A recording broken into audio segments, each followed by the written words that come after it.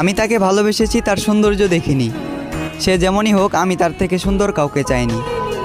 তার মুখ থেকে ভালোবাসার কথা শোনাটা ছিল আমার জীবনের শ্রেষ্ঠ উপহার।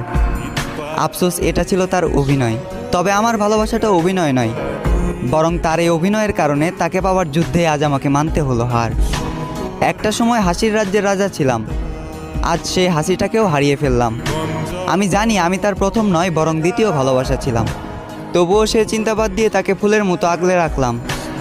আফসোস, সে ফুলের কাঁটাতেই আমার জীবন গেল, যে ফুলটা একটা সময় আমাকেও ভালোবাসার কথা বলেছিল।